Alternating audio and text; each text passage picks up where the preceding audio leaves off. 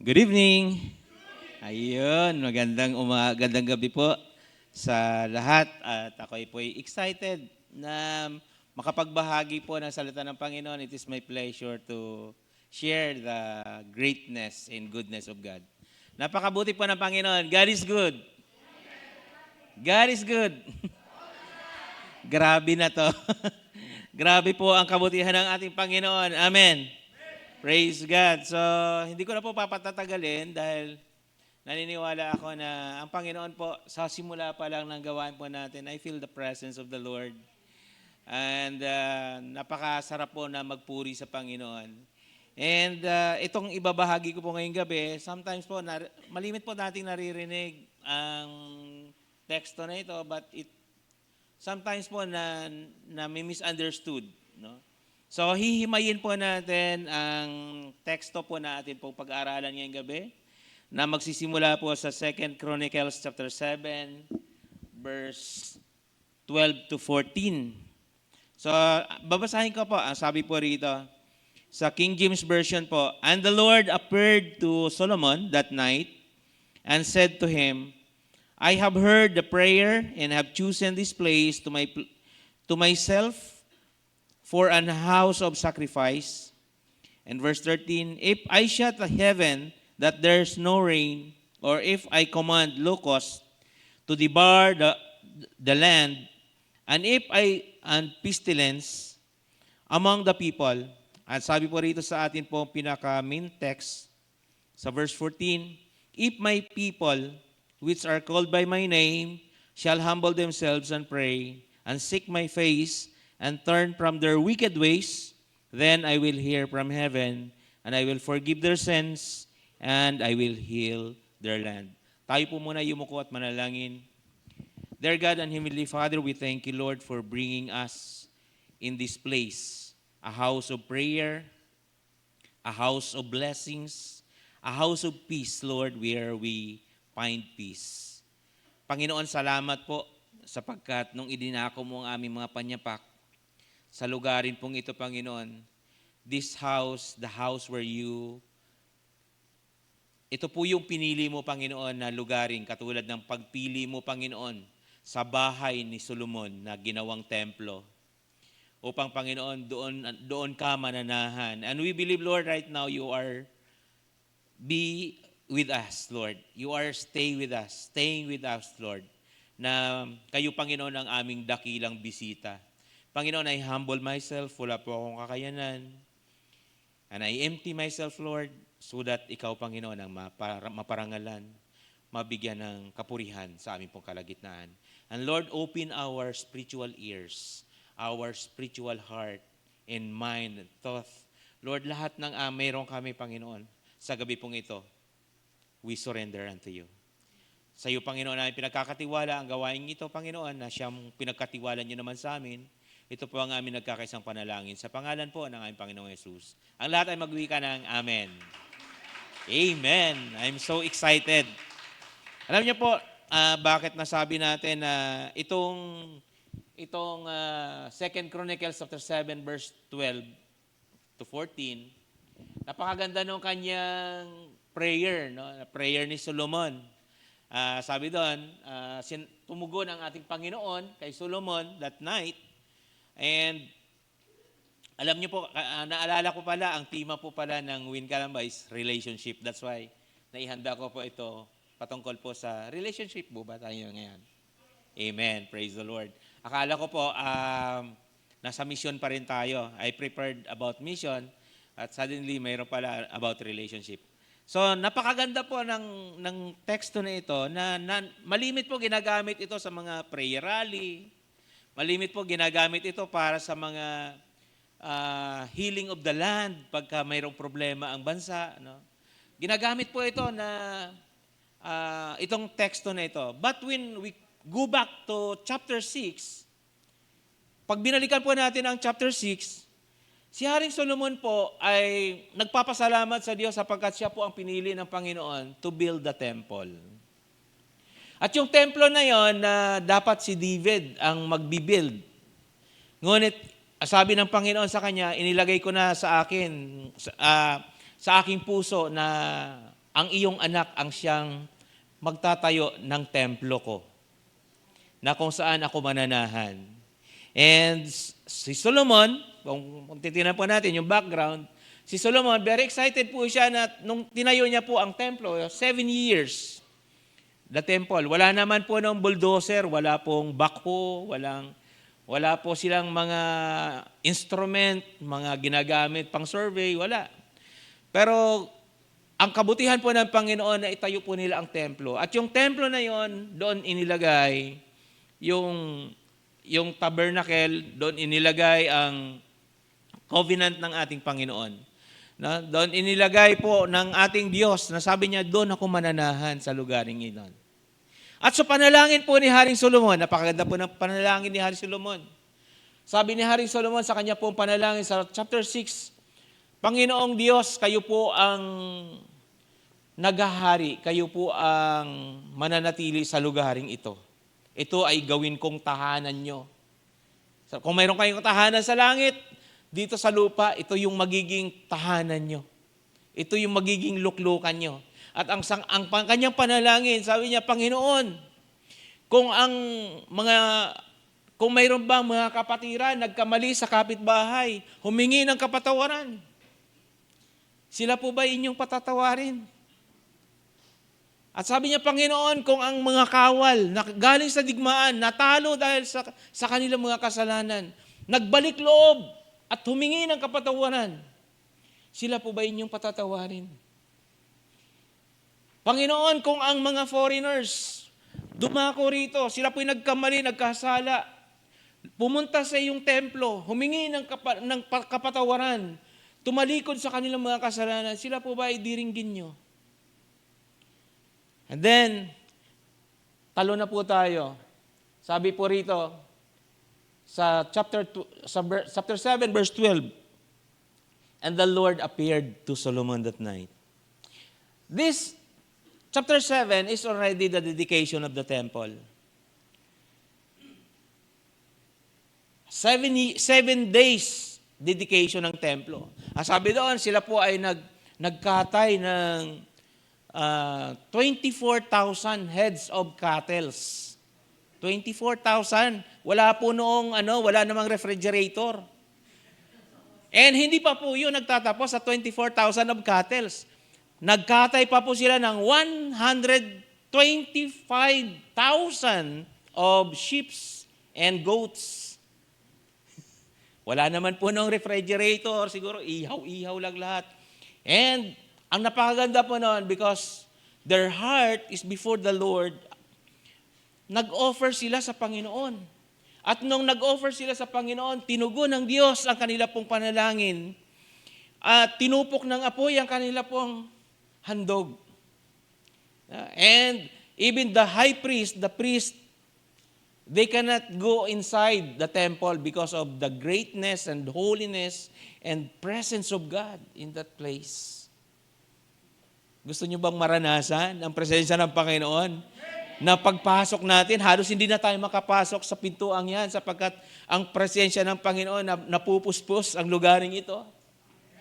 Amen? It is because we are offering it to the Lord na bago pa man pagpasok natin, Lord, this place is yours. Nandito kayo sa aming kalagitnaan. Ang sarap, no? And kaya nga po, sabi dito sa verse 12, and the Lord appeared to Solomon by night and said unto him, I have heard your prayer. Sino dito ang gustong marinig ng Diyos ang kanyang panalangin? Amen. Naalala ko po ang panalangin. Sometimes, sabi po daw sa prayer ministry, no? Prayer is very essential and very important. Why? Because we are born again. Paano yun? Paano nangyari? Okay, balikan natin. Born again. Because you are born again, you are infant. Di ba ang infant, ang isang sanggol, para makakuha ng attention sa kanyang magulang, umiiyak yan. Amen. Ayan. Kaya ang panalangin po is a cry out of a Christian. A cry out of a born again. Amen. Born again, yung hindi po believers, The unbelievers, they are not crying out. Umiyak man sila, hindi sila mapapansin. Kasi tagalabas sila. Amen? So because now, it is a relationship, we are talking about access. Sino dito ang kumatok na sa ibang bahay? Di ba pag kumakatok ka, tatanungin noong may-ari, sino yan? Pag hindi niya kilala, bahala ka dyan, hindi ka bubuksan. Amen? Pero pag kumatok, halimbawa, si pastor dyan, kumatok sa bahay, ay, si pastor dyan yan, inaanak ko, gwapo yan. Pasok ka na, inaanak, pasok. Papapasukin ko kaagad kasi kilala ko eh. So, ganun din po sa atin, sa ating Panginoon, we need access. Now, how we can have that access? Paano tayo makapagkaroon ng access natin? Di ba pagka pumunta ka ng Enchanted Kingdom, kila Brother Nick, no? O punta ka doon, hindi ka papasukin pag wala ka noong entrance. No? Hindi ka pwedeng pumasok. Sandali, hindi ka pa bayad. Wala kang access. Wala kang susi. Lalong higit sa lahat tayo pong born again, because sabi doon sa John chapter 1 verse 12, anyone who is in Christ, we are given the right to become a children of God. At pag anak ka na po ng ating Panginoon, binigyan ka po ng karapatan sa kanyang kingdom. You have that access to the kingdom of God. Amen? So ngayon, pag humingi ka sa ating tatay, alam ng ating tatay sa langit kung ano ang pangailangan mo kasi anak ka na niya. Binigyan ka niya ng access, binigyan ka na po ng right. So napakahalaga po na maunawaan po natin yung ating identity. Identity natin as a Christ, anak tayo ng ating Panginoon, we are identified. Pag sinabi po natin that if my people, yan. No? Sinasabi doon, if my people, sino ba sila? Sino ba sila? Tayo. If my people, which called by my name. Pag hindi niya po anak, hindi niya tao, at tumawag sa kanyang pangalan, hindi niya po diringgin. Pero sabi niya, if my people, itong mga tao ko, pag tumawag sa akin, sa aking pangalan. That's why sabi dito sa Romans chapter 5 verse 2, by whom also we have access by faith unto this grace wherein stand and rejoice in the hope of glory to God. Napakasarap po na minimeditate niyo po yung salita ng Panginoon. Sabi dito, by whom also we have access by faith. Kaya nga po yung yung Ephesians 2:8 and 9, for by grace you were been saved through faith. Sa pamagitan lamang po sa grasya ng ating Panginoon, sa pamagitan ng ating pananampalataya, tayo po'y nangaligtas. At yung pananampalataya na yon ay pinagkaloob po sa atin, it is a gift, regalo ng Diyos. Kaya po dito, sabi dito, binigyan tayo ng access sa pamagitan po ng ating pananampalataya, sa Kanya naman pong grasya. Yung grasya na yon, sino ba yung grasya natin? That is Jesus, who lay His life on the cross. Siya ang nagbigay ng kaligtasan sa atin. Siya rin pong tumubos sa atin. Di ba, yung exchange of, yung imputed, alam nyo ba yon na na-impute yung ating kasalanan inilagay sa ating Panginoon? At yung kabanalan ng ating Panginoon inilagay sa atin? Praise the Lord. Yung katuwiran ng ating Panginoon inilagay sa atin. Yung shame natin inilagay sa Diyos. Because we cannot access. We cannot approach God. Because He is holy and we are not. Kaya ang ginawa ng ating Panginoon, yung grasya ng ating Panginoon, siya na ang tumayo sa ating katauhan. Kaya nga yung exchange of identity, inilagay sa iyo at sa akin. Kaya tinawag po tayong identified Christian because Christ saved us. Siya po ang nailagay sa ating kalagayan. Sa halip na tayo ang maparusahan, ang ating Panginoon ang naparusahan. At tayo ay binigyan ng kalayaan. At binigyan ka pa ng katuwiran. Binigyan ka ng kabanalan. Amen. Pwede bang palakpakan natin ang Panginoon minsan pa? Praise God. Kaya kung laliman po natin ang pagkaunawa po natin sa salita ng ating Panginoon. Wherein we stand and rejoice. Bakit ka magkaroon ng paggagalak, kagalakan sa pag-asa na ipinagkaloob na po sa atin ng ating Diyos? Amen? Kaya nga po, yung access na yon, dapat po tayong laging Kristiyanong buhay na buhay. Kaya nga po yung sabi ng Romans, di ba? Sabi doon sa Romans chapter 12, that offer yourself as a pleasing sacrifice, holy and acceptable. Dapat buhay na alay. Offer yourself living sacrifice, buhay na sakripisyo. Hindi po lalamya-lamya or patay na pananampalataya. Kasi po ang isang Kristiyano dapat, why we are called to be born again? Tayo po ba'y tinawag ng ating Panginoon para manatili lang na tagapakinig sa napakagandang music, napakagandang ambience? Alam niyo po sa Saudi Arabia, yung amin pong church, napakaliit. No? Pwedeng magpalitan ng mukha. And then mayroon pa ako na-invite pa ako doon. Malimit ako na-invite sa iba-ibang mga churches. Dahil member din po ako ng CWW, yung Church Without Walls. Yung Church Without Walls, may mga Kristiyano na po mga Saudis. Kaya doon ko lang po napagtanto na if you are called by God, God has a purpose for your life. Yung purpose pala na yun is not, bakit ako nag-abroad? Hindi ko nang pala masisisi yung sarili ko, kalooban ng Panginoon, dahil alam niya, international na yung tinuturuan ko eh.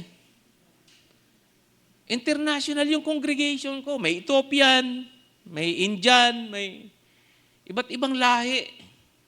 May German. And then doon ko lang napagtantan that, Lord, ang purpose mo pala is, hindi lamang pala ako sa Winkalamba. But Lord, dinala mo ako dito sa purpose mo.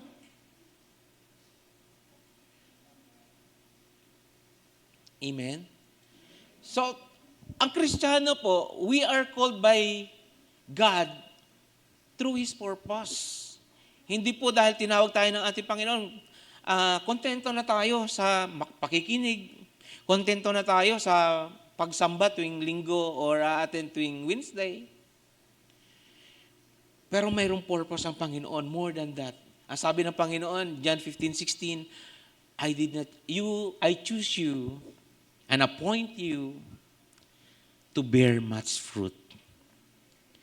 Tinawag tayo ng ating Panginoon. Siya ang nag-anoint, siya ang tumawag, siya ang pumili para hindi ka umupo lang, kundi para mamunga. Amen? Palakpakan niya po natin ang ating Panginoon. Hallelujah.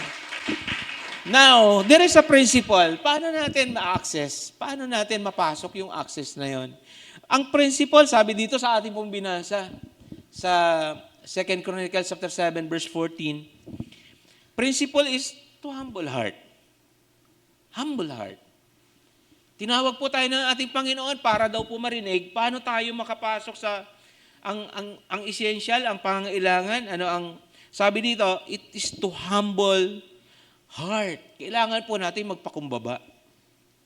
Sabi po rito, humility, sa Hebrew word, kana. Yung kana, yung humility, hindi lang po yung yuyuko ka, gaganon ka, pakumbaba. Pero pag sinabi pong kana, it means broken ka. You are broken, Panginoon. Wala ho akong kakayanan. I am broke. Di ba pagka sinasabi mong wasak na wasak ka, kailangan mo na magpaayos. That is humility. Ibig sabihin, walang natitirang kayabangan. Walang natitirang pagmamataas. Dahil sinasabi mo sa Panginoon, Lord, even to share your word, I am nothing. Di ba sabi nga ni Apostol Pablo, Panginoon, para mag-gain ni Apostol Pablo yung karunungan ng Diyos, yung kanyang humility ang kailangan. So, ang sinasabi po rito, yung the word kana, when we are humble ourselves to the Lord, we are acknowledging the lordship of the Lord.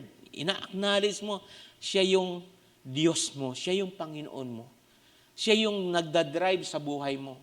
Siya ang nagpapatakbo ng iyong buhay.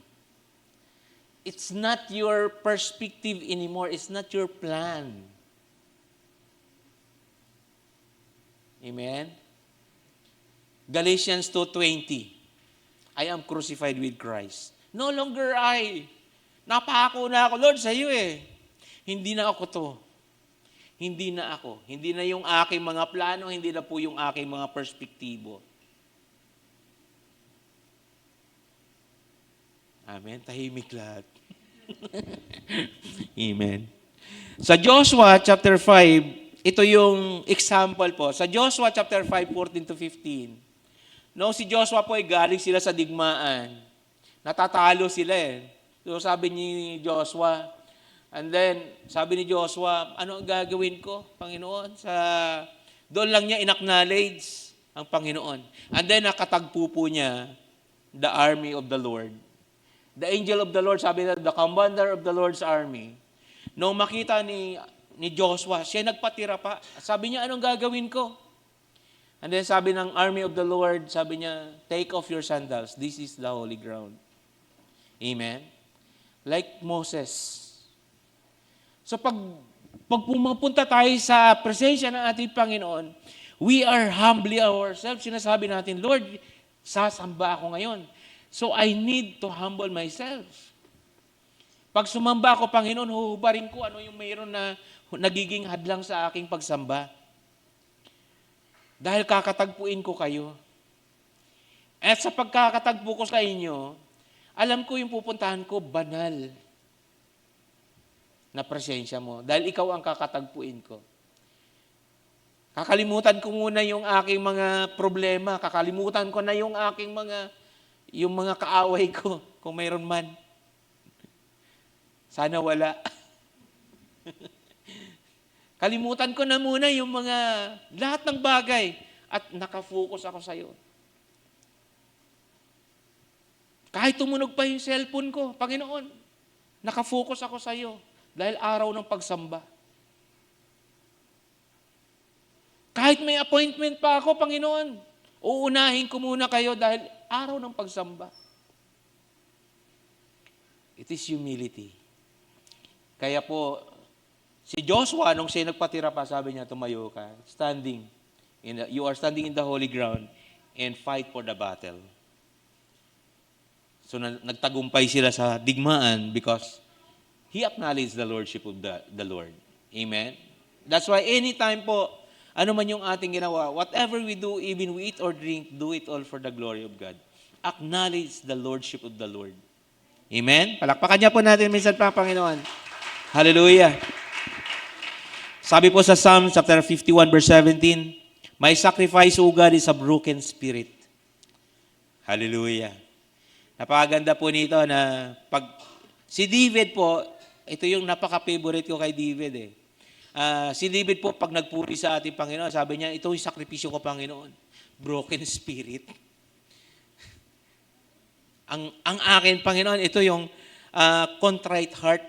Pag sinabi niyang contrite heart, durog na durog siya. Basag na basag siya. No? Sinasabi niya, Panginoon, kaya gusto ko pagka lumalapit ako sa inyo, lagi akong yung durog na durog kasi yung gusto ko na lang yung lagi na lang ako nakahilig sa dibdib niyo. Lagi na lang ako nakasandal sa lakas niyo. No? Ang sarap noon na pag sumasamba ka, Lord, wala ho akong kalakasan ngayon eh. Huhugot ako sa inyo, Panginoon. Ikaw yung tatay ko eh. Amen? Yung bang paglabas mo ulit, lakas mo na naman. Hindi yung pagpasok mo doon, pagpasok mo sa panambahan, ang lakas-lakas mo na, paglabas mo, bakit lulugo-lugo ka? Ano yung nakain mo sa loob? Amen? So dapat pag pumapasok tayo sa panambahan, paglabas mo, yung energy mo, halos ipagsigawan mo, ang mensahe narinig ko kanina, ang ganda. Excited ka, grabe. Nagpalakas sa akin. O paglabas mo, boring naman si pastor. Lalo nang hina. So dapat excited. Amen? Walang Kristiyano na lulugo-lugo. Amen. Praise the Lord. Pagpasok mo dapat, okay lang lulugo-lugo pagpasok Pero paglabas mo dapat malakas. Amen. Praise the Lord. Psalm 34 verse 18, sabi dito, and the Lord close to the brokenhearted. Amen. Naniniwala po ba kayo doon? Kasi alam niyo po, ang gusto ng Panginoon, pag yung bang wala ka ng yung sa Kanya ka lagi kumukuha ng lakas. At ikaw ay palalakasin. As long as you can, He won't. Amen. Habang sinasabi mo, oh Lord, kaya ko yan. He won't. He will not. Kasi kaya mo pa Pero pag sinabi mo, Lord, empty talaga ako ngayon. Wala. Broken. And I need you. Ibig sabihin, inaasahan mo siya. Kailangan mo siya. Amen? Praise God.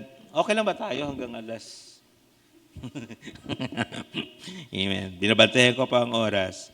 Pangalawa po, it demands prayer.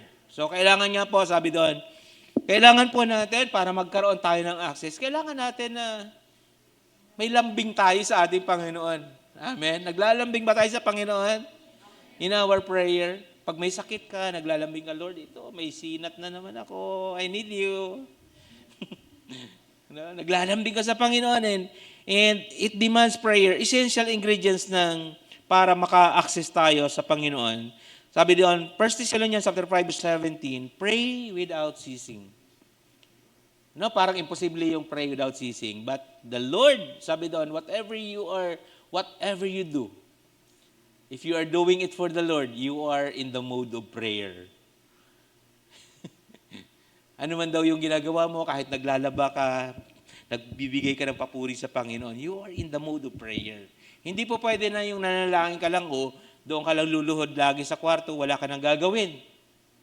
Pero sabi doon, ano man ang ginagawa mo, pag laging ang Diyos ang kang kasama mo, nasa panalangin ka. John 14:13-14, sabi dito, and whatever you shall ask in my name, I will do it. And then the Father be glorified in the Son. If shall ask anything in my name, I will do it. Hindi niya po na sinasabi na, I shall do it. But sinabi niya, I will do it. It means there is already yung kanyang sinisigurado niya na gagawin niya. Sinisigurado niya na ibibigay niya, gagawin niya. Ano man ang iyong hilingin, sabi niya, if you shall ask anything in my name, by faith.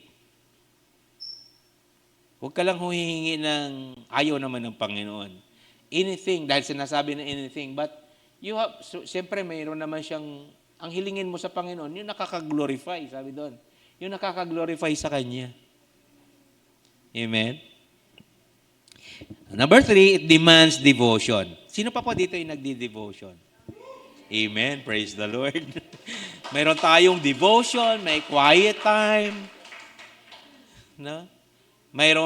Sa amin, mayroon pa kaming prayer chain. Mayroon kaming every Saturday, pinalangin po namin ang buong bansa, lahat ng mga bansa. Pinapanalangin ang ating mga kababayan, ang ating pamilya. Pinapanalangin ang iglesia. No? Pinapanalangin natin ang lahat ng mga kapatiran. No? So kailangan po yan, essential po yan. It demands devotion, the desire something where God can be the number one priority. And desire to be in our heart, presence of relationship and favor pursuing Him in everything in our life. So kailangan po natin, dahil dito po sa devotion, doon po lumalalim ang ating relasyon sa ating Panginoon. Nagkakaroon po tayo ng ugnayan sa ating Panginoon. Kaya nga po, itong atin lang na pananalangin, napakahalaga po. The true worth of a man is measured by the objects he pursues. So doon mo raw po masusukat ang isang tao kung ano yung lagi niyang pinapahalagahan, ano yung lagi niyang hinahanap. Ano ba yung mahalaga sa atin araw-araw? Na? Araw-araw, ano ba yung hinahanap mo? Naghahanap ka lagi ng kayamanan. So nandoon lagi ang isip mo sa kayamanan, nandoon din yung puso mo sa kayamanan. Hindi po masamang yumaman. Amen. Pero ibig sabihin, ano ba yung pinaprioritize mo? Amen. To seek His face, the desires God Himself more than the gift. Ayan. Yung hinahanap mo ang Panginoon, hinahanap mo hindi yung blessing, or sometimes we are twisting the hand of God para makuha natin yung blessings. But we are not looking for yung nagbibigay ng pagpapala. Dahil gusto lang natin i-bless. No? Kaya nga tayo, minsan nagbibigay tayo ng marami, ang gusto natin marami din balik. But we are giving because we love God. And by giving, yung pagbabalik po natin sa Panginoon, ito po ay napakagandang pribilehiyo. That, Lord, you are giving me so much. Binigyan mo na ako ng binigyan mo na ako ng talento, binigyan mo ako ng lakas, binigyan mo ako ng pamilya, binigyan mo ako ng mga anak. Binigyan mo, ang dami-dami. No? Pag binilang mo lahat ng pagpapala, kaso minsan ang binibilang natin yung problema. Mas malimit na binibilang yung problema kaysa doon sa mga pagpapala. Amen. Praise the Lord. Number 2 na po tayo. Malapit na. Ano yung resulta naman niya ng access? The result of divine access. He will hear us. Ito yung sinasabi niya doon. If my people will humble themselves, seek my face, and humble themselves and pray.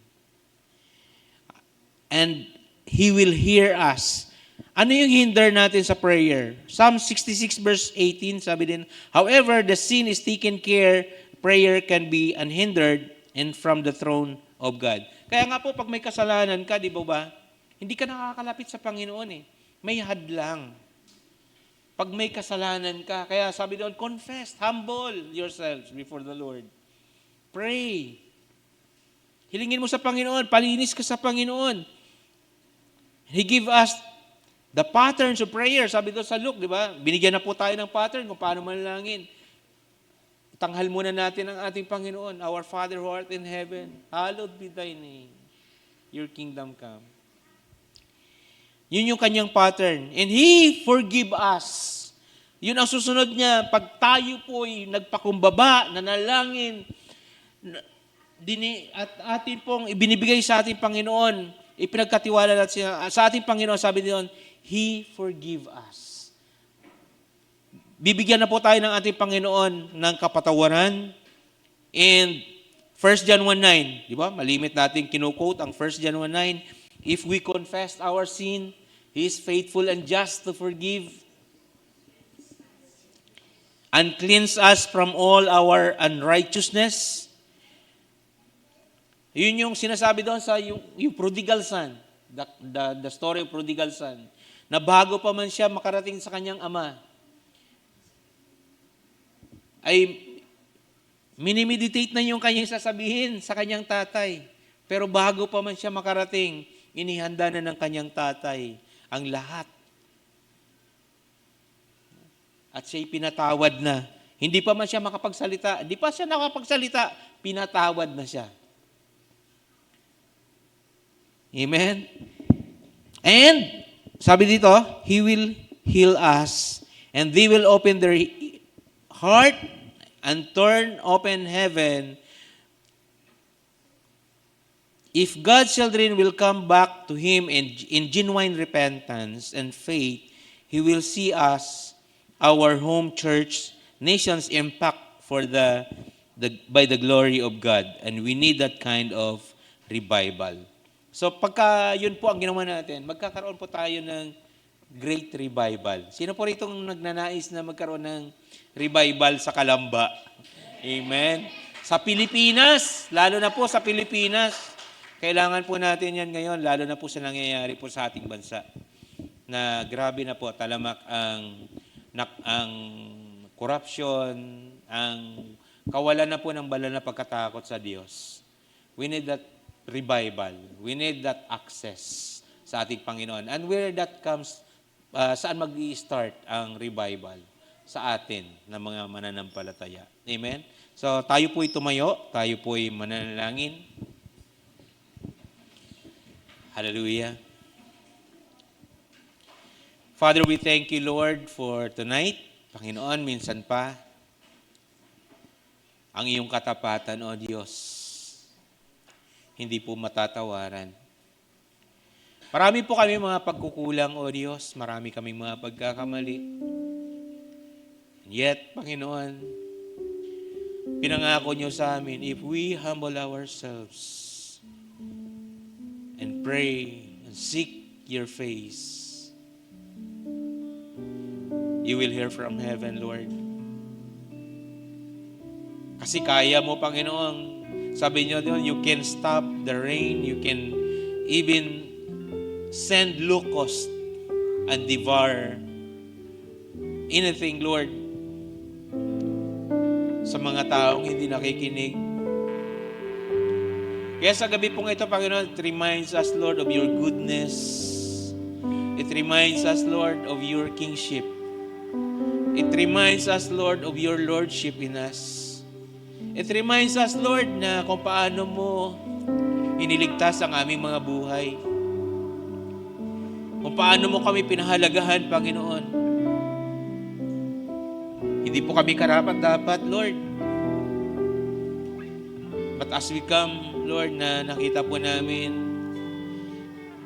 ipinagpalit niyo yung identity niyo sa amin para lang kami magkaroon ng access, Panginoon, to the kingdom. Lord, na wala po kaming karapatan. Ngunit binigyan mo kami ng karapatan, Lord. And yung karapatan na yun, Panginoon, is hindi na yun nababali.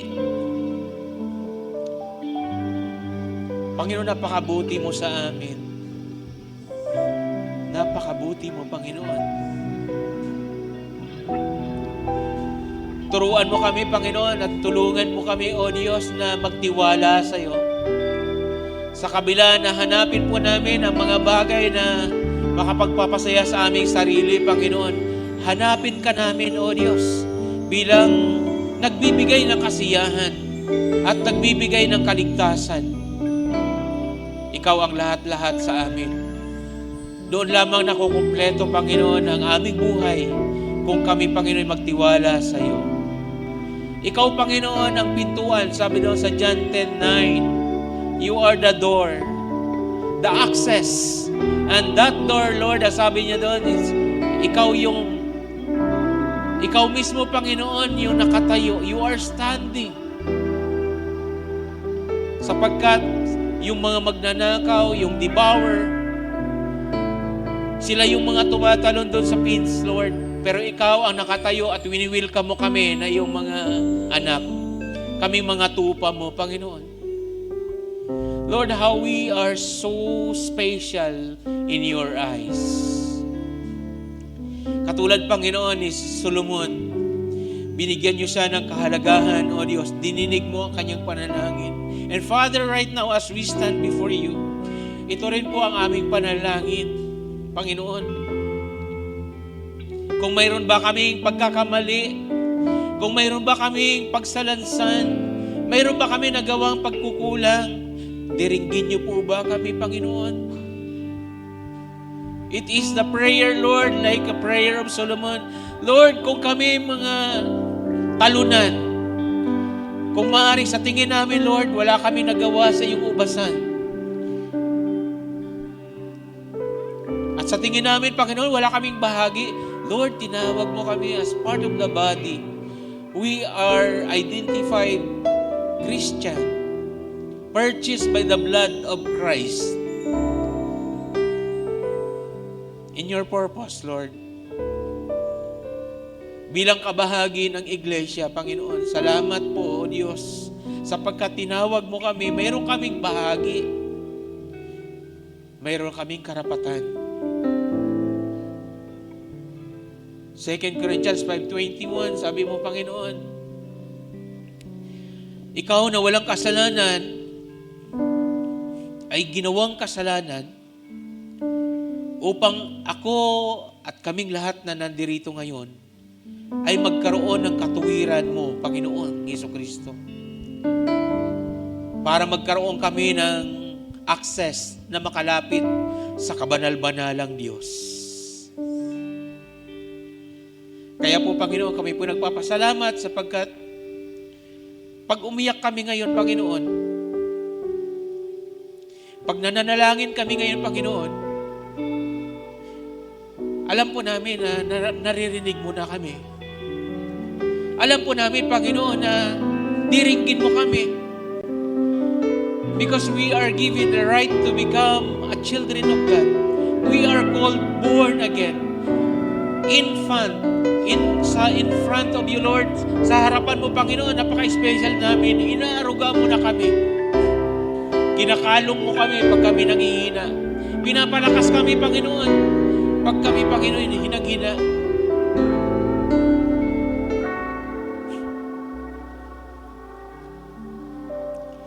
Kaya, Panginoon, salamat, O Diyos. Yung pasasalamat, ang dami po namin. Minsan nakakalimutan namin na magbigay sa iyo ng pasalamat, Lord. Even in the pain, in sickness. But Lord, in that particular event, mayroong mga bagay na kami dapat ipagpasalamat. Dahil mayroong kaming maipaglalambing sa iyo.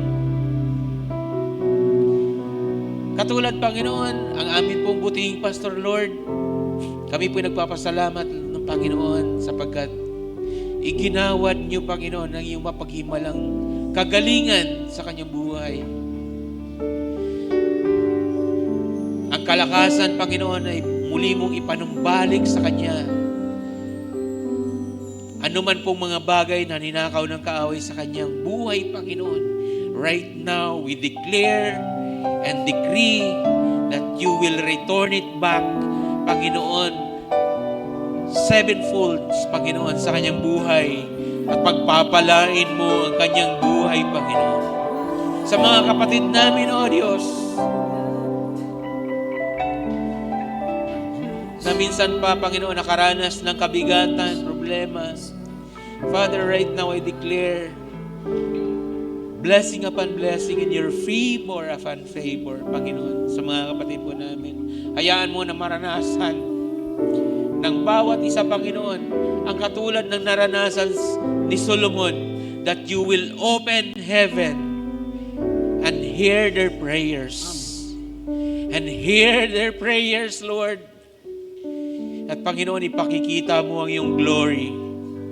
Ihahayag mo ang iyong kaluwalhatian sa buhay ng bawat isa. Father, I declared, Panginoon, kung sino man po ang nanghihina sa pananampalataya, would you mind, Lord, right now, the fire of your grace. Let the Holy Spirit touch their lives. Let the Holy Spirit, Lord, touch their lives right now. Their hearts, Lord. Muli mong aliwin ang mga pusong nanghihina. Muli mong ipanumbalik, Panginoon, ang pananampalatayang nanghihina. In the name of Jesus. In the name of Jesus. And right now, Lord, I declare and I pray, Father, sa pag-uwi po namin, mamaya, bit-bit po namin itong mga salita mo, Panginoon, na nagpapalakas mo sa amin. Ipagyayabang ka namin, Panginoon, dahil ikaw ang aming Diyos. Ikaw ang aming Panginoon. Source ng lahat. Sabi na, if we are connected to the vine, we have the source. Ikaw, Panginoon, ang aming source. Ano man po ang aming hilingin, pinangako niyo po yan sa amin. Whatever we ask, in your name, you will do it. You will do it, Lord. Panginoon, salamat po. You will bless your people right now. Panginoon, sa mga oras pong ito, sino man po ang nangihina, Panginoon, sino man po ang walang trabaho, Panginoon, I pray, Lord, that you will provide trabaho para sa kanila, Panginoon, and you will provide financially, strength, knowledge, and understanding. Panginoon, pagkaloob niyo sa bawat isa. You will bless all the workers of this church. Kaya nga po, Panginoon, our mission, Lord, is an our vision. Lord, that as being tinawag mo, Panginoon, bilang tinawag mo, O Diyos, we have that vision, Lord, na hindi lamang sa bulwagang ito. But Lord, mas maraming mga kaluluwa ang maabot sa pamagitan ng mga anak mong nandirito ngayon na tinawag mo, Panginoon. You called us in a purpose. Kahit, Panginoon, gagamitin mo ang buhay ng bawat isa. Sinasabi namin, Lord, wala akong alam sa salita. Hindi ko alam paano magbahagi. Hindi ko alam paano humayo. Ngunit, Panginoon, kailangan namin ang karunungan mo. Kailangan namin ang lakas mo. We are broken, Lord.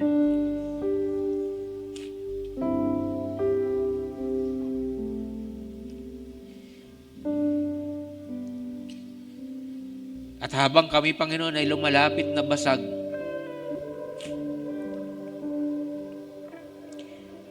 nagpapaayos kami, humihingi sa iyo ng lakas, tibay, at humihingi kami, Panginoon, ng iyong guidance. Humihingi kami sa inyong, Panginoon, ng iyong pabor. Panginoon, sa oras pong ito, strengthen us. Strengthen us, Lord. Katulad ng ipinangako mo, Panginoon, sa Isaiah 41:10, I will uphold you with my righteous right hand. Palalakasin kita ng aking kanang kamay. Hallelujah!